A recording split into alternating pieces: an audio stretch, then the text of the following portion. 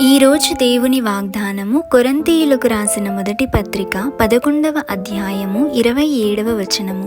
కాబట్టి ఎవడు అయోగ్యముగా ప్రభు యొక్క రొట్టెను తినునో లేక ఆయన పాత్రలోనిది త్రాగునో వాడు ప్రభు యొక్క శరీరమును గూర్చియు రక్తమును గూర్చియు అపరాధియగును.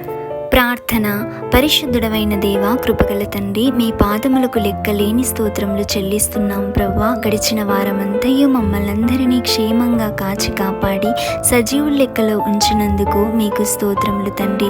ఈ పరిశుద్ధ దినమున మీ ఆలయములో అనాలోచనముగా ఏదీ చేయకుండా జ్ఞానముగా ఆలోచించే మనసును మాకివ్వండి. అయోగ్యముగా రొట్టె ద్రాక్షారసమును తీసుకుని అపరాధులము కాకుండానట్లు శరీర మాలిన్యము నుండి అపవిత్ర హృదయము నుండి మమ్మల్ని కడగండి. మీ శరీర రక్తములైన రొట్టె ద్రాక్షారసమును యోగ్యముగా స్వీకరించి మీ రాకడ పర్యంతము వరకు మీకు సాక్షులుగా జీవించే కృపను మా అందరికీ అనుగ్రహించుమని నజరేయుడైన యేసు నామంలో అడిగి వేడుకొని పొందియున్నాము తండ్రి. ఆమేన్.